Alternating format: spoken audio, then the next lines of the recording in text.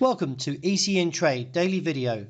Before we begin, it should be noted that any advice is of a general nature only and that your personal circumstances have not been taken into consideration. Hello everyone, my name is Rob Clayton. Thank you for joining me.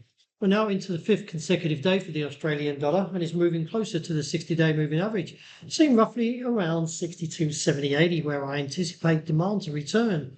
Technically though, we are somewhat negative, but I still feel overall that the bounce is not too far away and see a correction back towards 64 cents and reassess from there. The euro is now pressuring this trend line, seeing roughly around 104.70 as the dollar index bounced slightly to 106.50.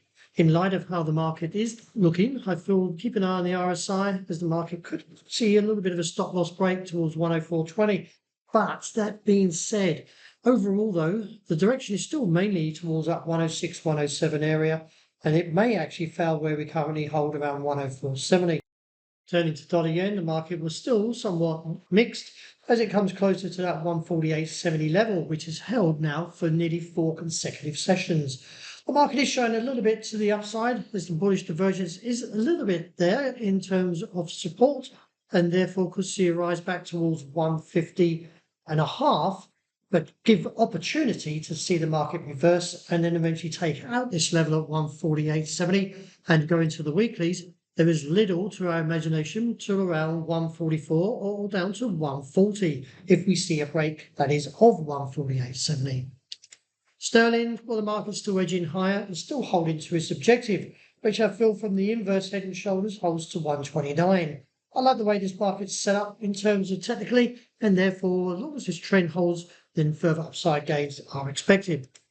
Turning to gold, well, it was a little bit mixed as it posts a doji, but overall still holding above this trend line, somewhere around 2,880 to 90. I feel the market may actually stage another bounce from here and eventually achieve its yearly target. There's looking around $3,000 an ounce. And looking to oil, well, since taking out that key level around 69.80, a little bit further to the weaker side. Still expected to see demand from this bottom side of the range around $67 a barrel. Reassess from there as we could see a correction in the short term and look back towards $70 a barrel. That's a wrap. Thank you for joining me, and as always, look out for the intraday report, and I hope you enjoyed a great start to the day.